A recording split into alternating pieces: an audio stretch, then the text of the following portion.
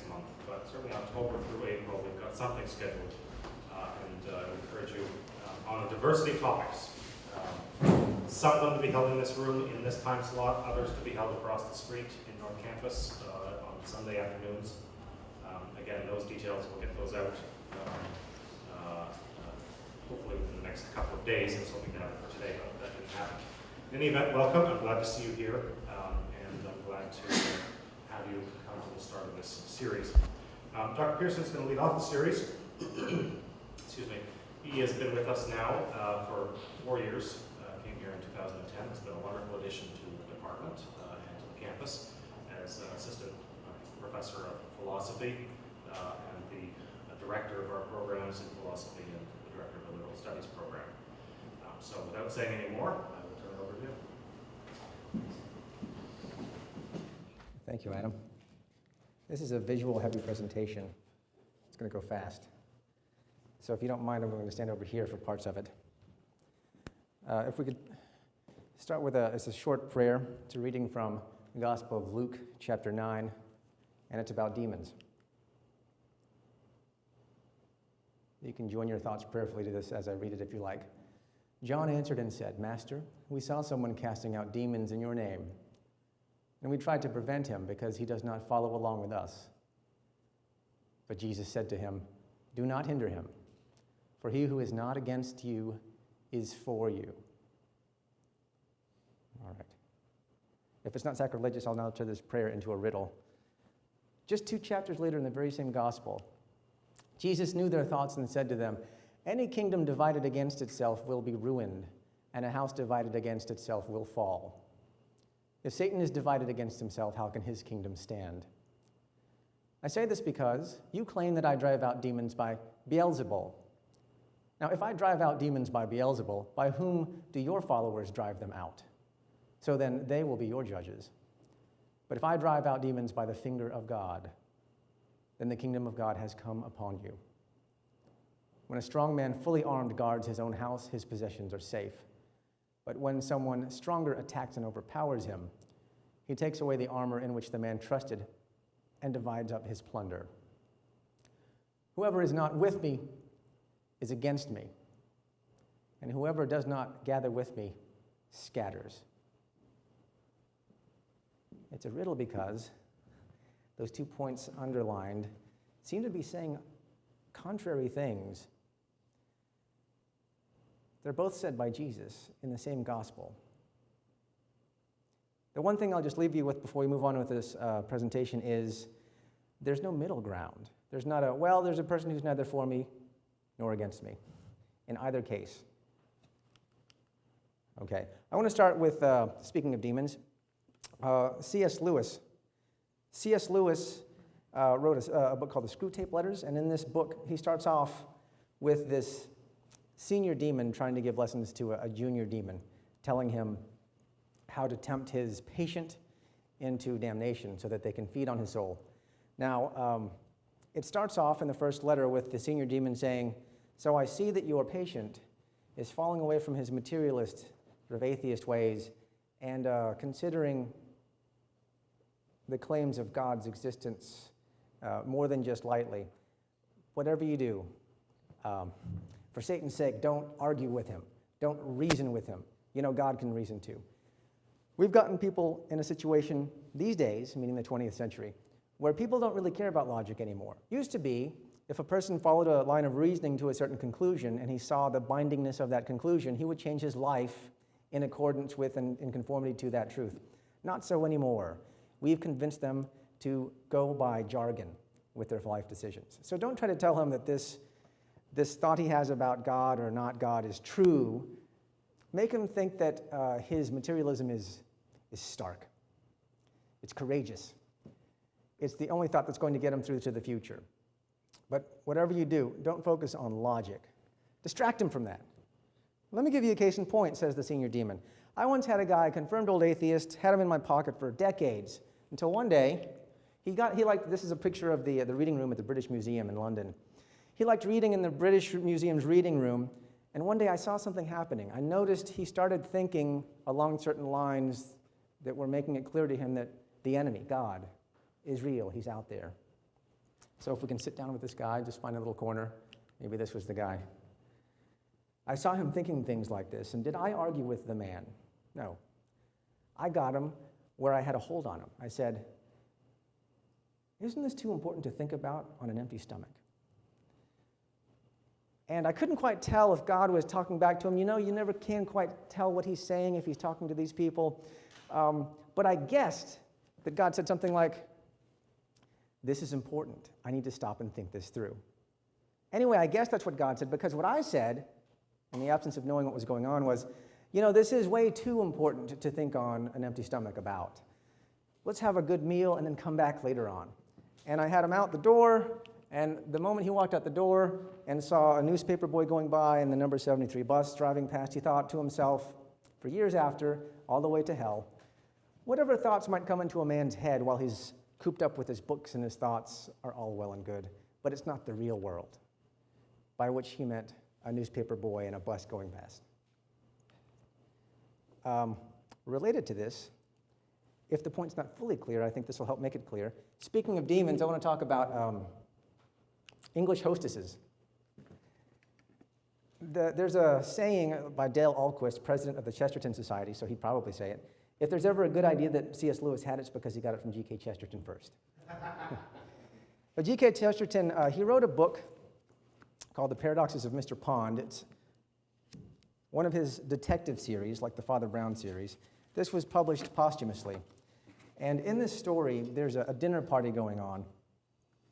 And in the dinner party, there's a tense moment that's come up.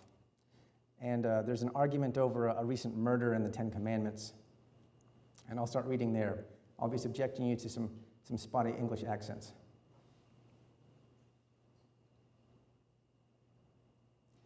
Whether it was an accident or whether the intuitions of Lady Glenarchy were a little alarmed by the seriousness of the subject, it was at this point that she struck in. Well, if Dr. Campbell won't pronounce for us, I suppose we must all stick to our own suspicions. I don't know whether you like cigarettes in the middle of dinner. It's a fashion I can't get used to myself.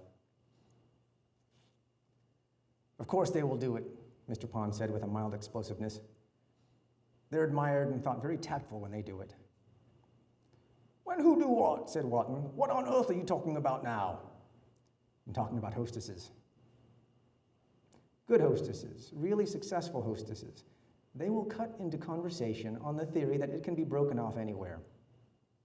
Just as it's quite the definition of a good hostess to make two people talk when they hate it and part them when they are beginning to like it. But hostesses sometimes do the most deadly and awful damage. You see, they stop conversations that are not worth starting again, and that's horrible, like murder. But if the conversation's not worth starting again, why is it horrible to stop it? Why, that's why it's horrible to stop it, answered Pond, almost snappishly for so polite a person. Talk ought to be sacred because it is so light, so tenuous, so trivial, if you will. Anyhow, so frail and easy to destroy. Cutting short its life is worse than murder.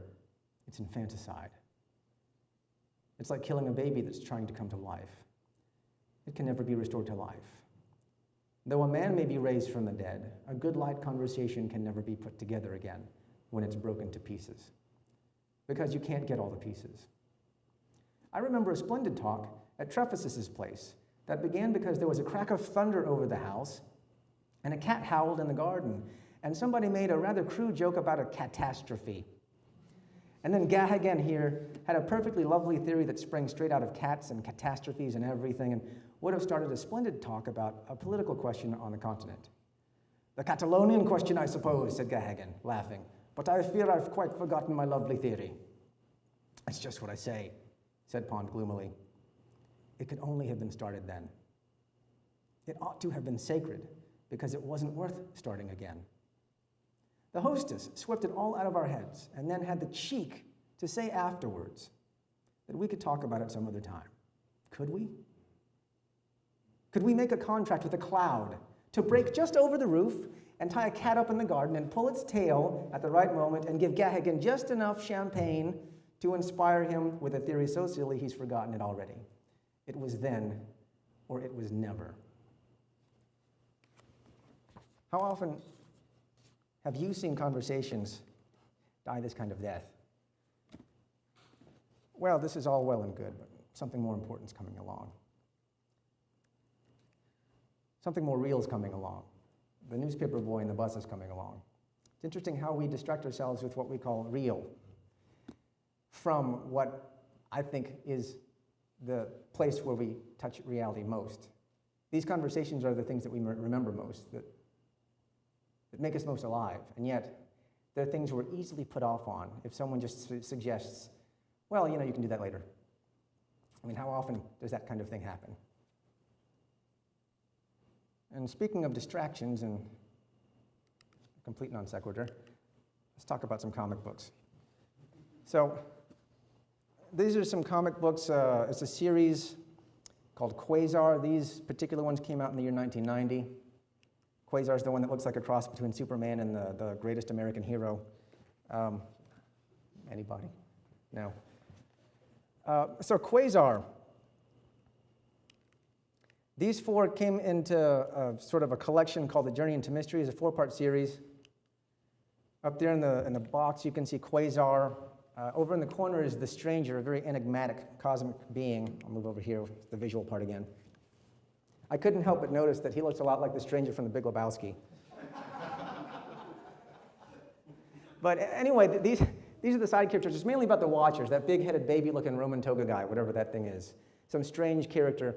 So the Watchers in the Marvel Universe, it's also odd living in a world where these things have become blockbuster movies, so they're common culture and not stigma attached to people who have nothing better to do than read comics. In any case, the Watchers are this set of beings in the Marvel Universe who are apparently very, very powerful, very intellectual, very advanced. They have this ultimate non-interference principle that runs their civilization. Basically, they take it on as their meaning in the universe to chronicle what happens and never interfere. And this set of comics chronicled something that was called the Oblivion virus. It was a mental virus. You might call it a viral meme today, where these guys, here's another Watcher, these guys were thinking themselves to death. So this is how it went. Over the course of their observations, their mere observing events was actually changing those events. And they really didn't know how to get around that. They realized that their mere existence and the purpose they had taken on for themselves as a civilization was, in a sense, inconsistent. They couldn't do it. They couldn't not interfere and observe at the same time. And so given the power of their intellect, they would just die. They would think, well, I don't want to interfere. That's more important than observing. If I want to advantage one of these principles over the other, it's non-interference. And so they all just started dying in the billions. And since they're a telepathic race, the moment someone has this thought, they all have the thought. So all these Watchers are just dying. Anyway, it comes to a head when Quasar says, well, hold on a second. You know, the fact that you guys are dying is messing with stuff too. Alive or dead, you affect the universe because you're just here. Sorry. At which point, the dead Watchers started coming back to life because they can do that. So it's here in the small part. They called it the life-affirming idea, now known by us here, will be thought spread throughout our kind, even as the Oblivion plague was spread. We can go now. We can go on. So it's a weird position. I wanted to bring this up because one thing I wanted to talk about, what's tying all these things together? Demons and English hostesses who tell us to leave off thinking too much. And Watchers whose thinking got them killed and then reversed it. Something about maybe overthinking. I hear that a lot, especially since I teach philosophy and the way I approach many things in my own life. Oh, you're overthinking this. It's just a car. Stop thinking about it. I know you don't have the money for it, but just buy it. Here's the problem. And the thing I want to sort of push on you guys now, this is sort of going to be the gadfly part, and we're getting close to sort of summing all this up. I submit to you there's no such thing as overthinking. When we go wrong in our thinking, it's either because we're not thinking in the first place, or we're thinking poorly in some way or other. When someone's accused of overthinking, what are the symptoms? Typically, it's something like, well, you didn't get it right. Or you got it right, but what are you waiting for? Right? It's not that they're overthinking, it's that they've gone wrong in knowing when they've come to a conclusion that's binding so that they may act. or whether they can come to the conclusion in the first place because they really don't know how to approach the question at hand. A few takeaway lessons from this to avoid this charge of overthinking that I think we get directly from these examples of the demons and watchers. Don't be distracted from reality, by which I mean the now. It's easy right now to be thinking about what's happening next. It's hard for me not to because I have a class at 2 o'clock. But what's happening right now is the only thing we have. We're constantly fleeing from this moment. It doesn't take much to push us away. We don't need demons and English hostesses. We pretty much do fine on our own doing this for ourselves. So be aware of the unrealities we use to distract ourselves from the depths of the real, by which I mean we can sort of be here, but we can really be here. The kind of connection many of us have made over things like sleepovers, over conferences, or road trips, right? When you just have to be there with the guy. I could have spent years with someone, and it doesn't feel like I really got to know him the way I did over the course of 2 days. What's the difference? It was the degree to which I was attendant, present. Our task as knowers is to abide in the truth, to be in it, to live in it. It's not to be on a side. Being unbiased or objective or uninvolved, like the watchers tried to be, right, apart, does not equal abiding in truth. Abiding in truth equals abiding in truth. One of the difficulties we often have is we think this is one of the virtues of thinking that's often pushed on us. Be objective. Hear both sides of the story. Notice there's many parts of our lives where we think this is silly. You're in a math class. The teacher says, this is how you work this quadratic equation. A student says, well, sure, that's what you think. But what about my side of the story? I think it works this way. 3 mathematicians walk in. Well, of course, that's what all of you guys would think. You're all mathematicians. You're on each other's side, right? You want to know about the Catholic Church, and a priest tells you something about it. It would be silly to say, well, of course, that's what you think. You're a Catholic priest. Well, who else is better equipped to tell you than that person? Well, of course, you think that. You're that person's father or mother. Right, this is the idea that love blinds me from the faults. It is possible, and I think more often the case, that the fact that I love someone or am invested in something or understand it is what exactly gives me the lens through which to see what's there. And we see this in all the expertise fields. When a coach says he sees something in a play that's not working, I take his word for it. When a mechanical engineer, when a physicist are called in as expert witnesses in a court case, I take their word for it. There's other areas, though, where we don't think interactions work this way, where we do think it's a matter of, well, it's my side versus your side, let's see them together. I think if you examine the places in your life where this kind of idea comes up, being objective as a virtue, you might find that those get smaller and smaller, and the areas where there's actually someone who knows what he's talking about get larger and larger, if you but wait and look long enough at that kind of situation. One last takeaway, abiding means being involved. Watchers don't abide. And demons and hostesses try to help us when they're actually hindering us from abiding, from being involved. One last point that I'll leave you all with after this. This is from another gospel, the Gospel of John and the Gospel of Matthew. Put them all together in a narrative that pieces them into one story. Pilate then went back inside the palace, summoned Jesus, and asked him, "Are you the king of the Jews?" Jesus answered, "You say that I am a king. In fact, the reason I was born and came into the world is to testify to the truth.